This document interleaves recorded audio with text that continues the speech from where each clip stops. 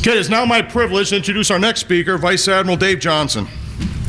Florida native and graduate of the U.S. Naval Academy and MIT, Vice Admiral Johnson began his career in submarine acquisition and repair positions at Supervisor of Shipbuilding down in Groton, Connecticut. In 2005, Vice Admiral Johnson became Major Program Manager, Virginia Program Office, PMS 450, where he led a very successful cost reduction effort, finding $4 billion in savings within the Virginia-class program. Vice Admiral Johnson's flag tours include PEO subs, Deputy Commander for Undersea Technology, Deputy PEO subs for the Ohio SSBN Replacement Program, and Commander, Naval Undersea Warfare Center. In October 2015, he assumed responsibilities as Principal Military Deputy for ASNRDA. Please join me in welcoming Admiral Johnson.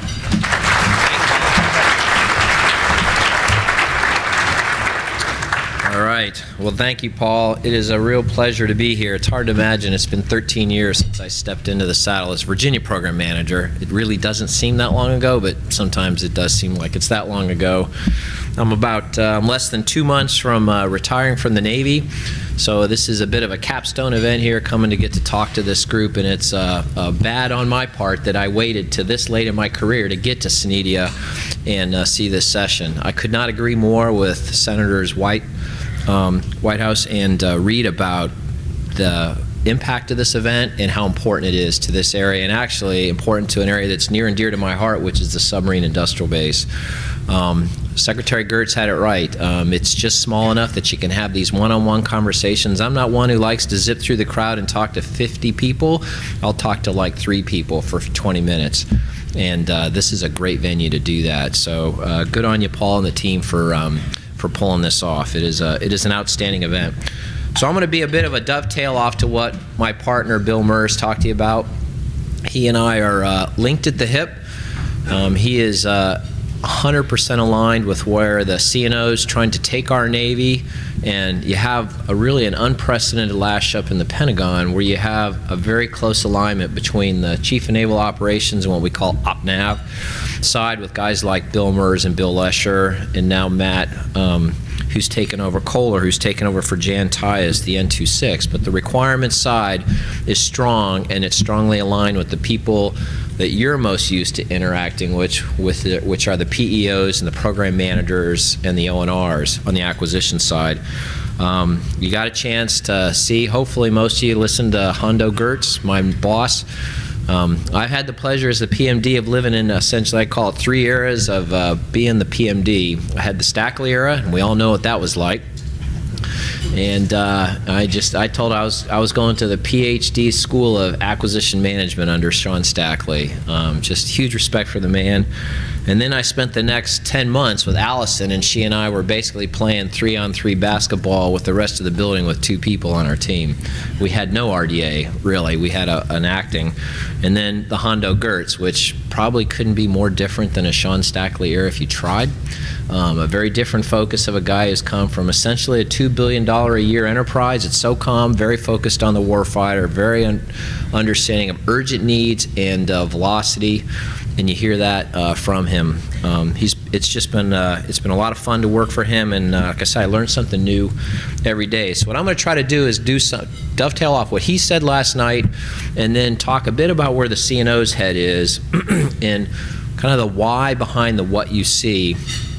I'll talk the budget. Can't come out of the building without talking the budget. And you need to really understand, where's the money going? As more money is going into defense, it isn't necessarily going to where you might classically think, the additional funds. And then we're going to talk a bit about what we're trying to do to be more agile.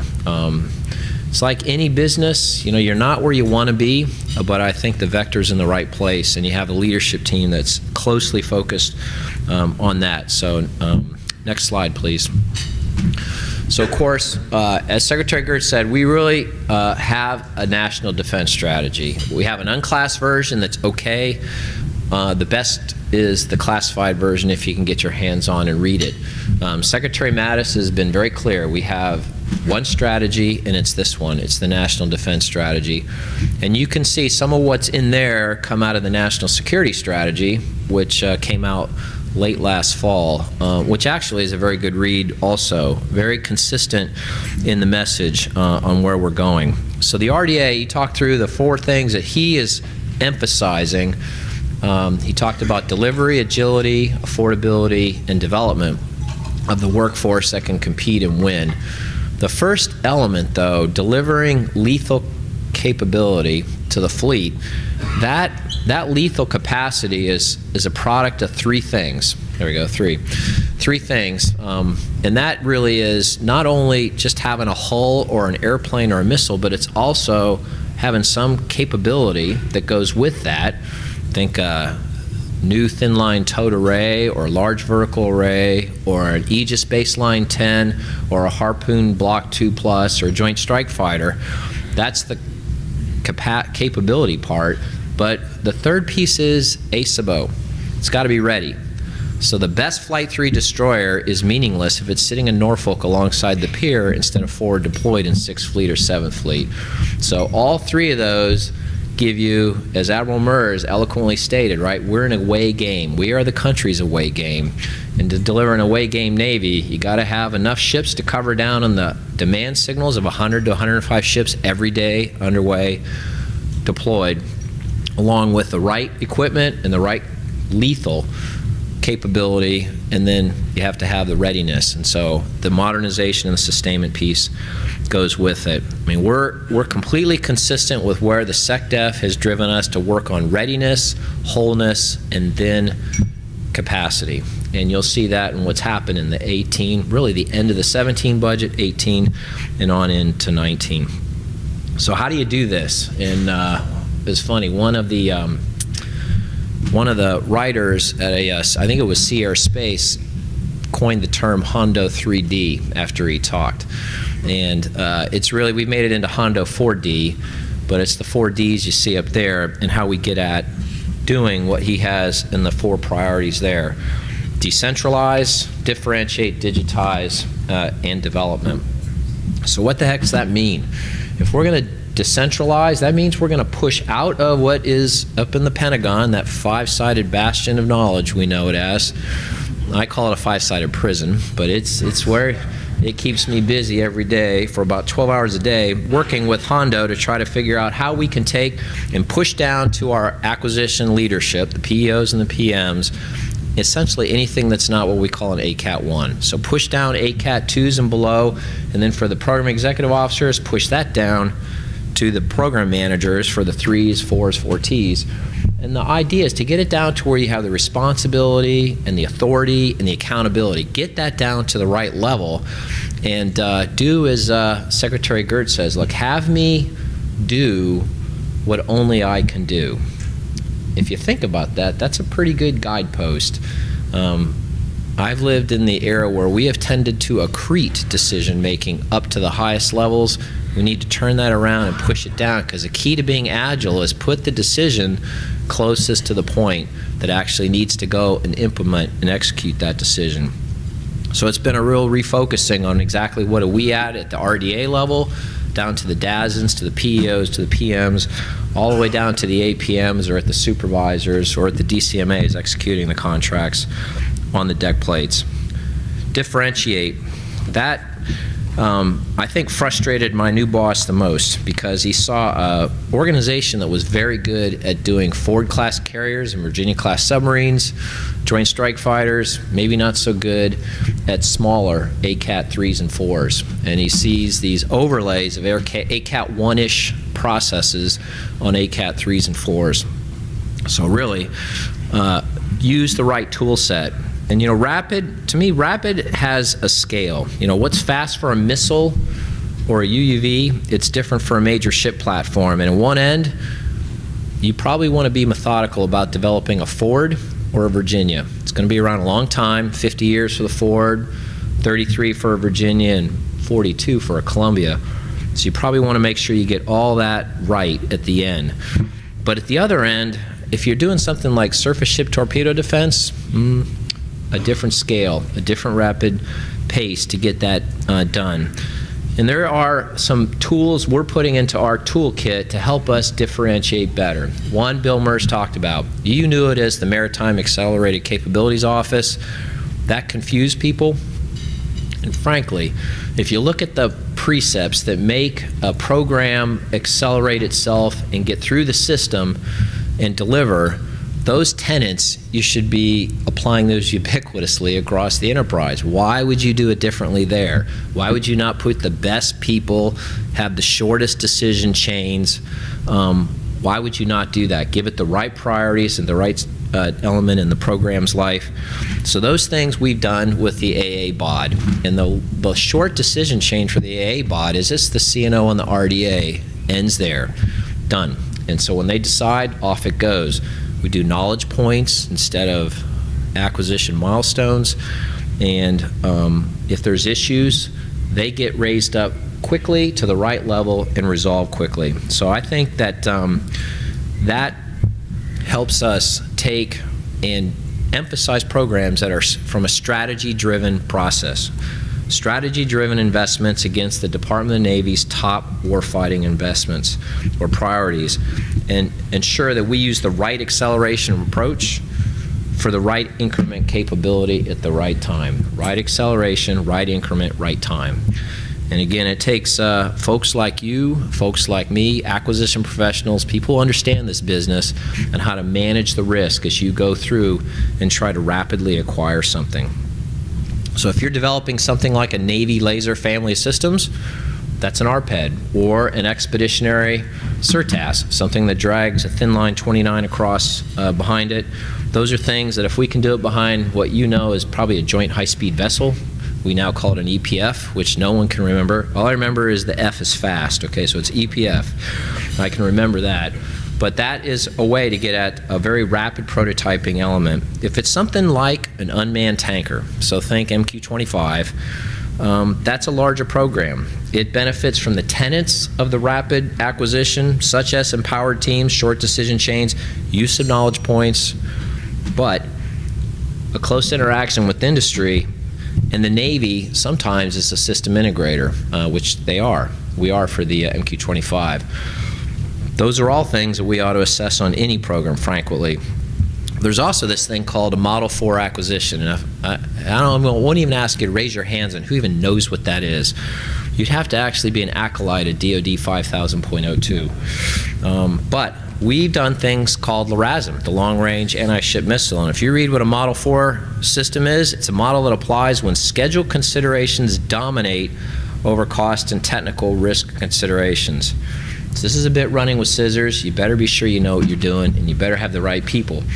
That's what we're doing with Long Range Anti-Ship Missile, which I'll talk a little bit later. But that program, from essentially the DARPA handoff to we're going to do EOC, so our first increment of capability off of B-1, an Air Force aircraft, is going to be 1 October.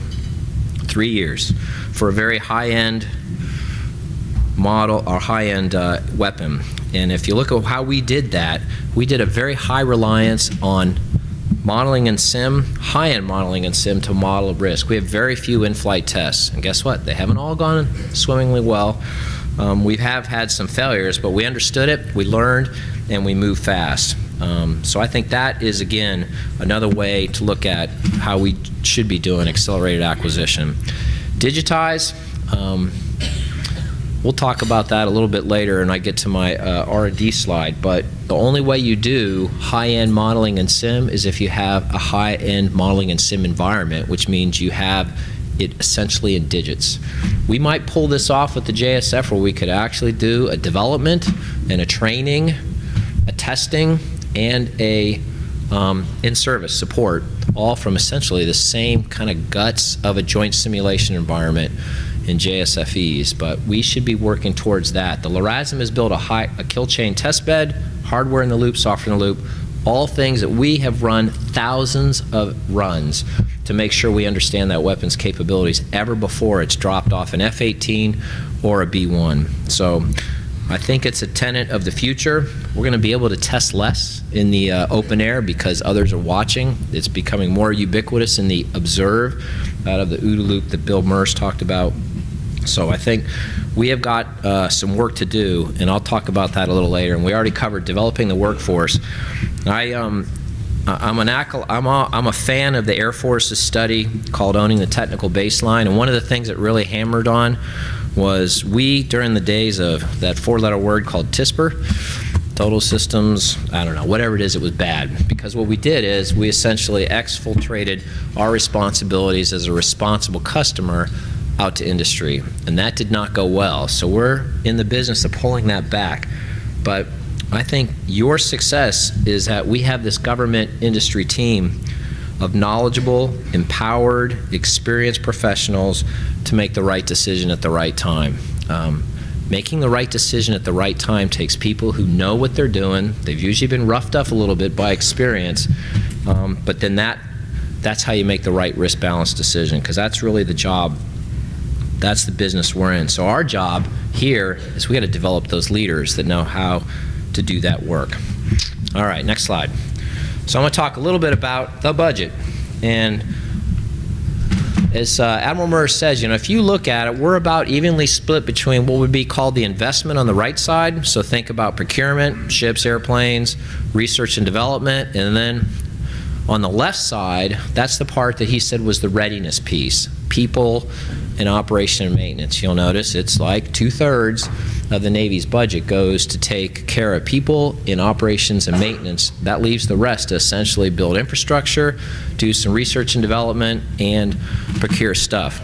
All right, so if you just look, 30% for O&M, 32% for procurement, and O&M there is $54.8 billion. Next slide. $57.5 billion for O&M. So where is the money going? It goes back to Secretary Mattis's priorities. Let's work on the readiness piece. Let's fully fund maintenance accounts, both ship, aviation, as well as under the procurement. If you look at the OPN number, that went up because we're modernizing. Readiness, wholeness, modernization, then you get to the capacity side. Essentially procurement and R&D are fairly flat in that. And that's where the money's going right now. So our job is back to the affordability piece. How do we extract more capability and capacity out of a pretty fixed environment for procurement, especially while we have things like the Columbia and the Joint Strike Fighter is major system acquisitions now, or essentially through the R&D phase, looming in the 20s and the early 30s. These are things that we have to face head on because people will get no less expensive. $2 billion of growth there is in the mill PERS piece. And then O&M, it's not getting less expensive to sustain our ships or our aircraft. That's another piece. If you notice from the National Defense Authorization Act this year, it really should be called ASN, RDA, and S, because we now have a sustainment and maintenance Title 10 responsibility. What does that mean? Well, that means that we partner even more closely with our OpNav folks to making sure that the left side of that chart, that we have the same kind of accountability, insight, and degree of management attention that's given onto the right side into the acquiring side. It's a true partnership, and it also meets another one of Secretary Gertz's frustrations, which was, hey, when I was at SOCOM, I had all ends of the life cycle. Well, now he's back in the Navy, and we also have the sustainment piece of the life cycle. And I think it says a lot to how we need to run the Navy and deliver capability, because you got to have ASABO to deliver capability forward. Next slide. All right, so if you think about the money and where we're going with our Navy, the next is, okay, well, where is the CNO taking our Navy? And we're living in a 2+3 world. And I'll talk about that in a minute. But if you look, that's the two red blocks in the lower right. 355 didn't just come out of the air. There was a force structure assessment. There were 3 independent studies done by different groups for future fleet architectures. There's also a small carrier study, strike fighter mix study, and the Accelerated Navy paper that was done at the end of Secretary Stackley's reign is ASN RDA. All those point to a Navy that's about 350 ships, and the mix counts. 12 carriers, 66 SSNs, 102 large surface combatants, on and on. That also plays into this, but that's the what. But the agile piece is how. How do we fight these, and what's the construct that the fleet's going to go use that what? Distributed maritime operations, distributed lethality, digital, electromagnetic maneuver warfare, live, virtual, constructive, ready, relevant learning, and that OODA loop. Working in the orient and decide space so that we can take speed of decision and gain back competitive advantage now that the O, the first one, observe, has become more easily accessible by all levels of players in the field. And then what, how, strategy, that's the national defense strategy, and we have an element there you'll see is the naval, essentially the naval component or annex underneath the national defense strategy. A strategy-driven investment strategy. That's what the Navy has really worked hard under this CNO to have strategy drive budget and not the other way around. So if you look at on the right end there, where does a strategy end up? It ends up in a program, and we call that a POM. So we have CNO's guidance for FY20 then. He's working on FY21 as we speak, driven by the N35, who is the planning and the ops guy on the OpNav staff. It also feeds things like the design for maintaining maritime superiority and then the frameworks that go out of that, like the Navy Leadership Development Framework. It's a very tight cohesion here of going all the way from a study all the way through a strategy to what gets in a POM and eventually into a program that you see executed. So next slide. Let's talk about the strategy for a second. Look, China is our pacing threat. That's where our focus is. But Russia has some very niche capabilities, and this audience ought to respect that more than most with things like Severodvinsk. Our job is not so much power projection anymore. Our job is keeping sea lanes open, free flow of trade. That's a shift, and that's a shift away from kind of what we've been doing for the last decade. We in the Navy and the Marine Corps team bring something that nobody else does. We're globally distributed 24/7. We also move. And that's why you see this press to say, hey, the Navy needs to be strategically predictable, but we need to be operationally unpredictable. And you're starting to see that if you just watch what's going on with our carrier deployments. It's good to be strategically predictable. It's also good to be operationally unpredictable.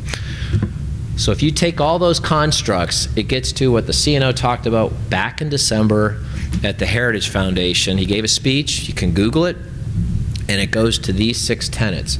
That's why we talk about the Navy the nation needs. We don't talk about 355, we talk about the Navy the nation needs. It's got to be bigger, got to have enough ships, but it's got to be better. It's got to have the right capability on those ships and aircraft.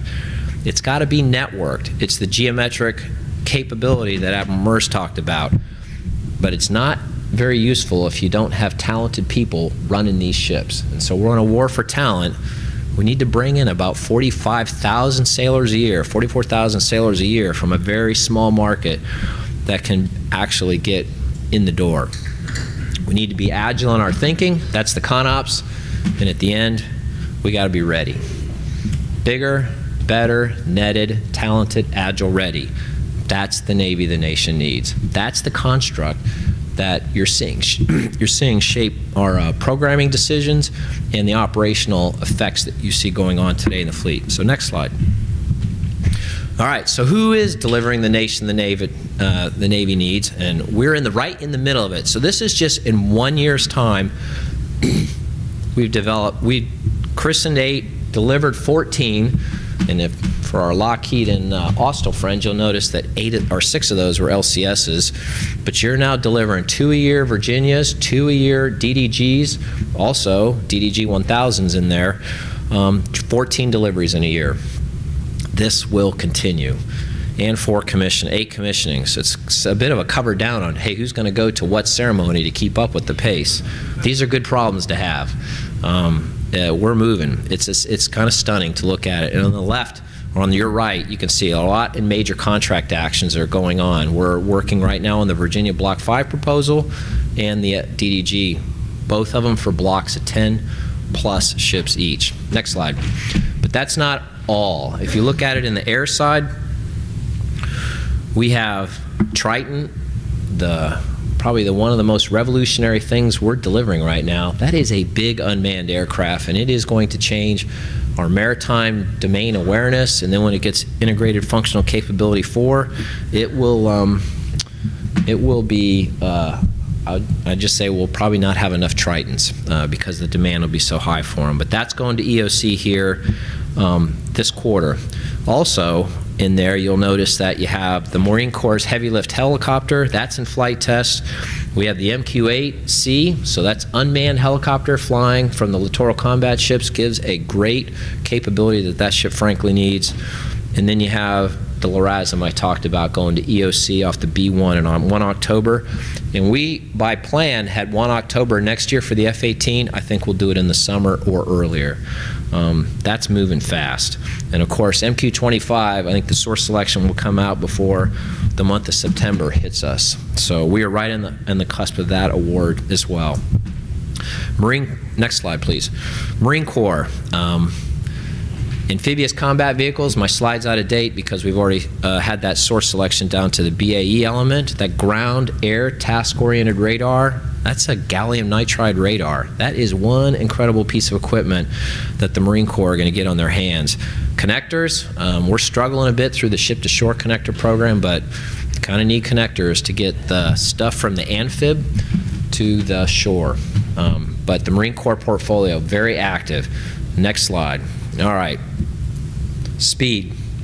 There's a lot of leadership push for speed. Commandant, CNO, RDA, heck, even me, I have a quote up there, and the late Senator McCain giving us the tools in Congress to go faster.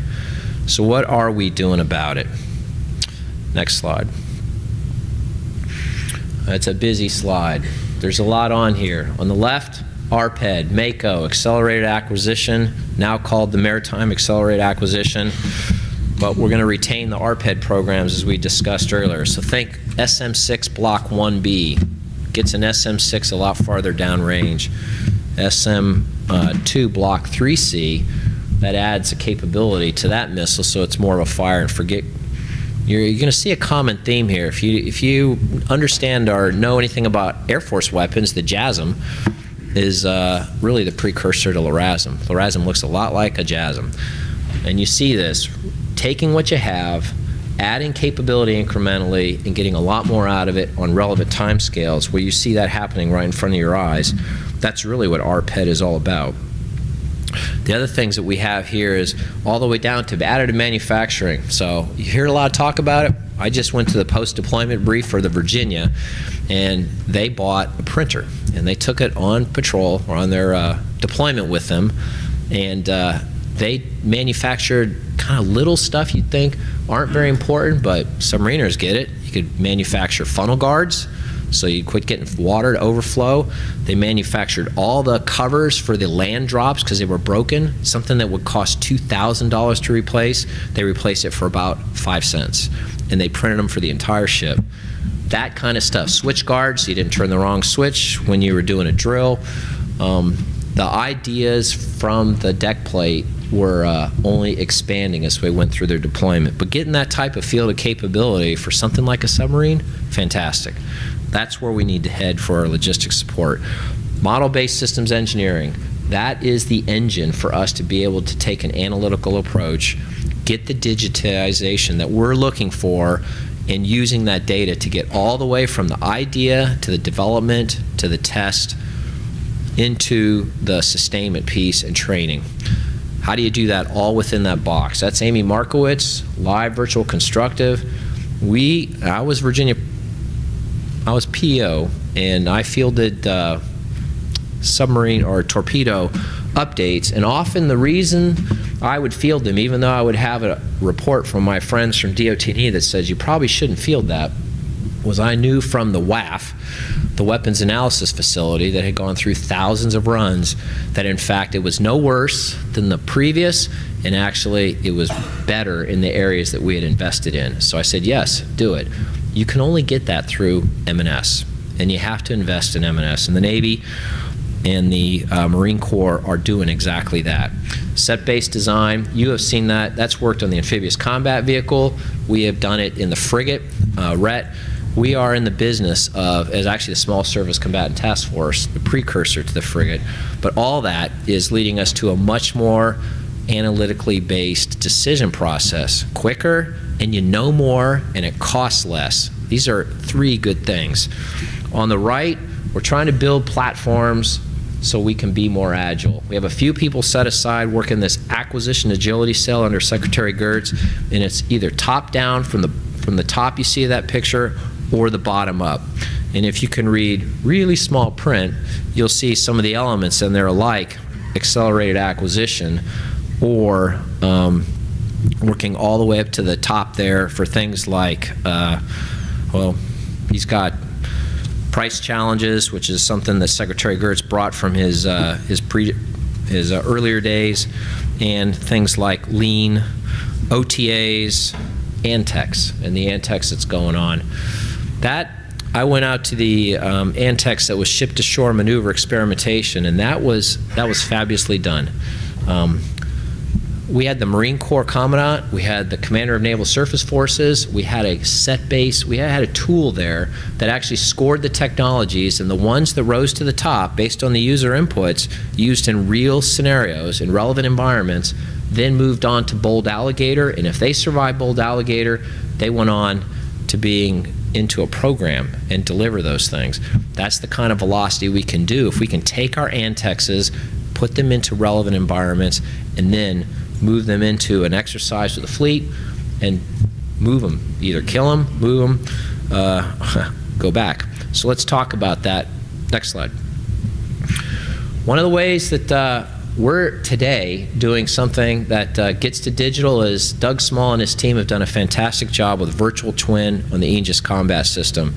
You hear it called Aegis in a box, but essentially what Doug and his team have done here is that they have taken a virtualized combat system running on one server doing the job of what would have been the Aegis combat system running on several servers. And that, if you look at what's your return on investment, why would you do that? Time and money, both. And I also contend you know more by the time you get done with the testing. So this virtualized combat system for a $6 million investment could save $44 million, and you can just look at the time. Not 7.5 months, 2 months. Not 13 months, 2 months. To get through testing strokes, it's already on the Hudner. We've already gone through one stroke with this virtual twin for the Aegis combat system. This is the tip of the iceberg. I think this is going to fundamentally change how we do swiftest modernizations on submarines, Aegis modernizations on surface ships, and it can go all the way through H builds on F-18s, disc builds on E-2Ds. This could change how we actually think about tooling software that matches hardware. You get rid of that link through this virtualization. The processing and the software is frankly good enough that you can overcome the latency penalties that we used to pay in those days. So Doug Small and his team, it's not theory, it's actually in progress. Next slide.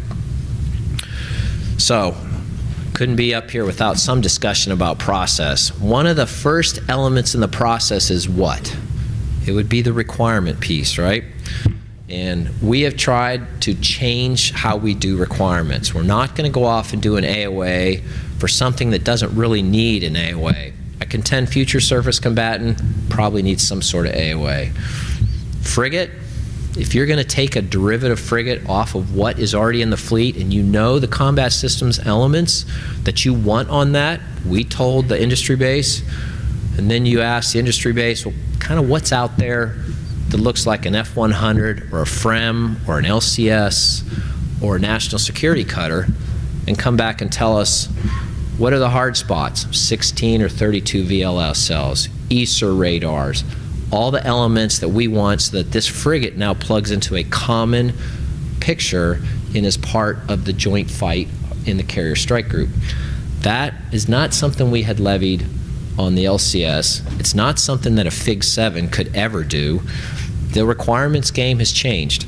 So what we did was through this interaction with industry, the dialogue up front, a requirements evaluation team of PEOs, PMs, requirements officers, the fleet, we think we shaped the requirements to about the right spot, and now we're doing funded concept development work with the potential competitors, and then we'll down select. We'll put out an RFP and then down select for the frigate. 2020, that's when we're going to have the lead ship awarded. That's light speed and shipbuilding time. I do think that is a precursor of the way we're going to do the requirements business and reformat. Who would take a guess for how many requirements we have on the MQ-25 KPPs? That would be 2. And the person who suggested 2, you're looking at them. My requirements folks gave me about a 17-page list of requirements that we had to have for KPPs. And I said, hey, if you want us to go fast, and this is from industry feedback, going to Northrop, GA, Boeing, talking to them, and just tell us what you want. That's what they said. Don't tell us how to do it, just tell us what you want. So I figured, you know what? If you're going to buy an unmanned carrier tanker, it probably ought to do 2 things really well. First thing, it probably ought to go on and off a carrier.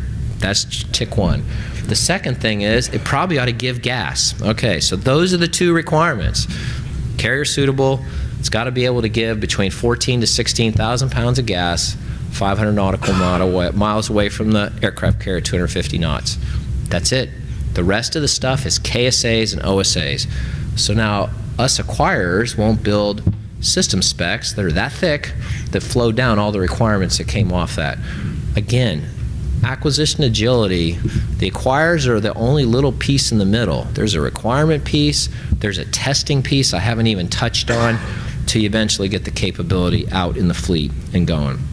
There's a lot here. On this chart here, the stuff that we're doing in the middle here, the top is DoD 5000.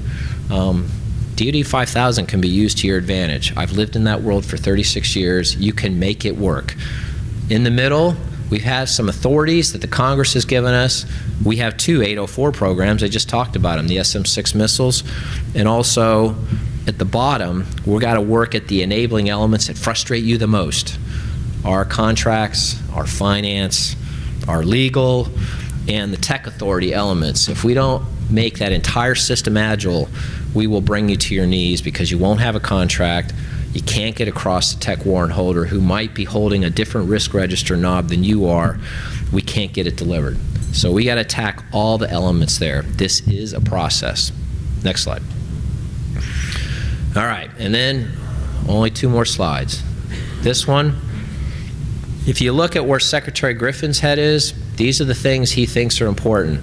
And it's not by accident that these are things that your Navy and Marine Corps team are investing in as well. Hypersonics, directed energy, machine learning, microelectronics. All this is right at the forefront of where he wants to drive his R&E, his SCO, and the folks in the NRD&E that support our Navy team, and you, how we, where should we put in our head. Some of that comes right out of that National Defense Strategy if you get the classified version on the elements.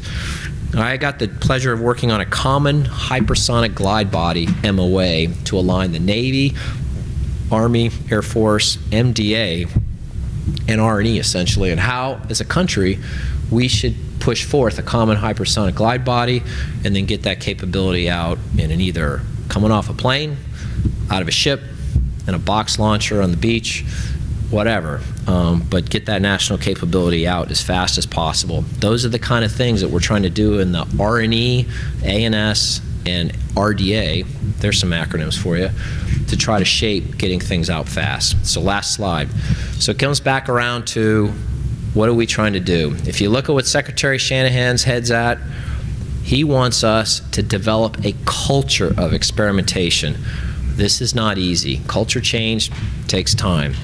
Takes a consistent push from folks like Secretary Gertz, the DepSecDef, all of you up, us down, to make sure that this is actually the way we want to do business. There are the 4 pieces, and if you look, we have a sense of urgency. And I'm going to just give you, I'll end with a little story here on the sense of urgency and actually what other people are doing. We get together as my community, I'm an engineering duty officer, we get together with all the captains in August for a 2-day kind of seminar. Well, we had Gwen Shotwell, and if you know Gwen Shotwell, COO and president of SpaceX. So she came and talked to us, and we asked her, we'd like your insights on what's made SpaceX so successful. And if you look at the story of SpaceX, from 2010, where they were 1,000 people, and the U.S. had 0% of the commercial space lift market, to 2018, where they have 7,000 people, they're going to launch 24 times, and we have 65%, U.S., 65% of that market, all SpaceX. Totally flipped the equation against everybody that said it couldn't be done. I would recommend reading Elon Musk's biography. It's a pretty good read. It's just amazing the way he took on, and there were some tenets there that I think we can apply. My classmate Terry Benedict, he now works for Jeff Bezos and Blue Origin. Same thing. Technically astute, very demanding leader at the top, personally involved. And you could certainly get that from Musk, and you get that from Bezos. But these are SpaceX's driving principles. Number one, maintain, and these are exactly the words she used, maintain absurdly ambitious goals. And they got laughed at. If you want to watch an entertaining video, go Google SpaceX failures. And it's they celebrate failure. And it's about when some of their boosters, they came down and they didn't actually just kind of land. They blew up, fell over, went in the water, everything that you could imagine. They learned from that. Relentless focus on progress and improving every cycle. Her version is, if I don't obsolete my own stuff, someone else will. So they're continually, and this of course drives the Air Force crazy, who wants to have an established vehicle and use it forevermore. About 18 months is their cycle on improvement to their jet engines or their rocket engines. Drive feedback to ensure we learn and fix quickly. She said, we have a very mouthy workforce, and that's good. Because if they're not giving me feedback, either one, they've succumbed to the machine, or two, they're going to leave. So she likes to hear feedback from a workforce. They have about a 10 to 11% workforce turnover at SpaceX. And then the third piece, which we all know, our people are our greatest resource. Superior staff is the only way to achieve great things. She had a pretty interesting quote. Mediocre leadership and mediocre people don't do great things. Well, I don't think there's any mediocre people in this room, and I know from my time with the submarine industrial base, this is not a mediocre industry. We can and we have done great things. It was a fascinating day with, or a couple hours with Gwen, but I think these are things that we could learn in tenets and how we can accelerate capability to the people that it matters the most, the sailor, the Marine Corps, out in the fleet, in the desert, doing the job and the nation's bidding every day. It is noble work, it's hard work, it takes acquisition professionals, it takes folks in the industrial base just like yourself in our academic community, UARCs, you name it, in this business of innovating and delivering capability quickly. All right, so I think I got a few minutes for questions. Thank you.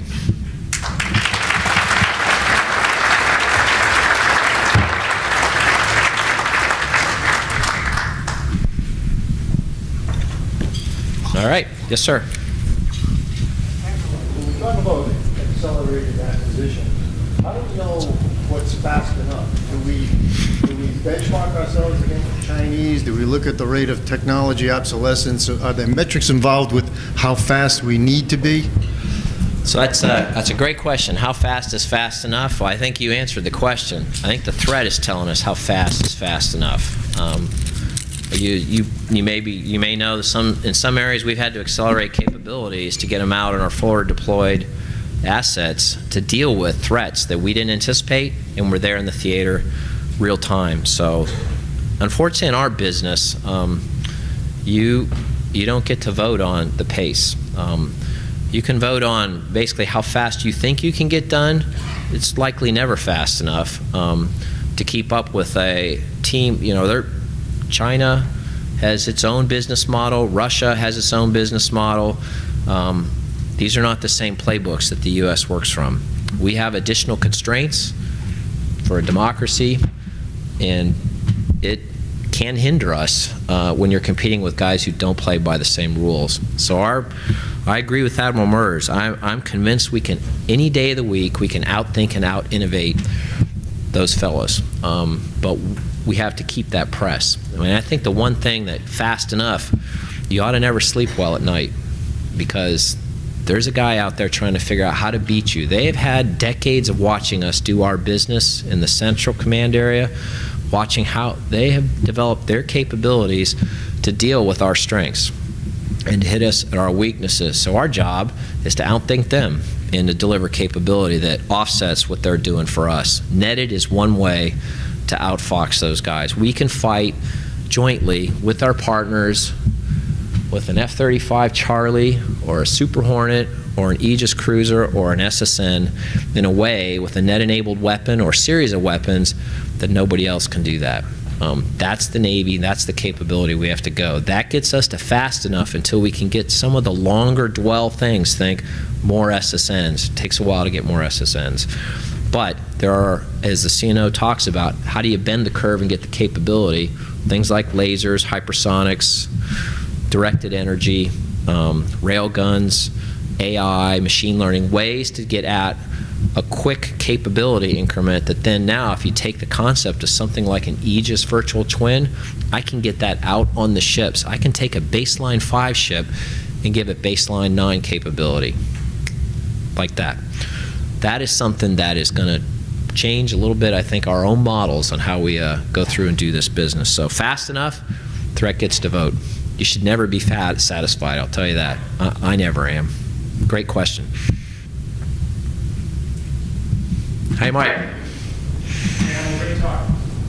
Quick question. It's impressive to see all these rapid acquisition pathways emerging. How are you doing in educating the program managers and contracting shops so that they're comfortable using those techniques, taking whatever risk goes with that, and accelerating their own behavior? That is a superb question. Essentially, how are we doing at training our folks to use those tool sets? I was having a discussion earlier today. When I was Virginia program manager, I would have gotten an F. I knew nothing about that stuff. And it really wasn't until I became the chief technology officer working for this guy named Jay Donnelly, who was a submarine force commander, that I really understood things like subtech and RTTs and tips and all this other stuff that I should have known about when I was Virginia program manager. So we are not there yet, Mike. We are trying to raise the awareness. It's a bit of a grassroots thing. I think we have work ahead to get the DAU and Jim Woolsey and their group to help us. I was just talking to Dick McNamara about how do we get this more ubiquitous in our training so you have people understand just not FAR 15, FAR 12, OTAs. How do you understand how to do a contract for something that doesn't look like a Virginia-class submarine? I think we can do that. I'd give us probably low marks. There are pockets of excellence. I think a lot of it's going to be driven by things like this UTIC that you just did. We have DTOC, which is a Picatinny Arsenal OTA. There are excellence pockets that I think this thing's going to grow. You're going to have to grow it this way. We'll work at it from the top down. And of course, you know, we got to get at the PCOs and the folks who are actually doing the contract work with you to make it better. And it's not consistent. NAVAIR, NAVSEA, SPAY-WAR, MARCOR, SYSCOM, all different. So it's a great question. That's work ahead. Okay, any other questions before I got to get, is it 2 o'clock? All right, another question. And no, Sean, you can't ask me a question, so go ahead. All right, thank you very much. It has been an honor to be a PMD and serve the Navy for 36 years. I am encouraged by things like SENEDIA and the enterprise and the people I get to work with, so thank you.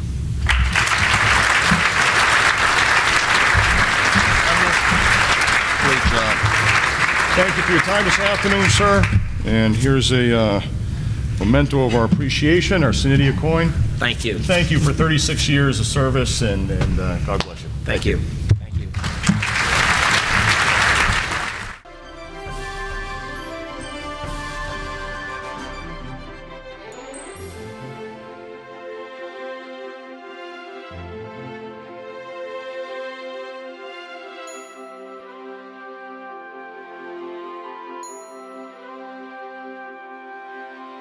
Thank you.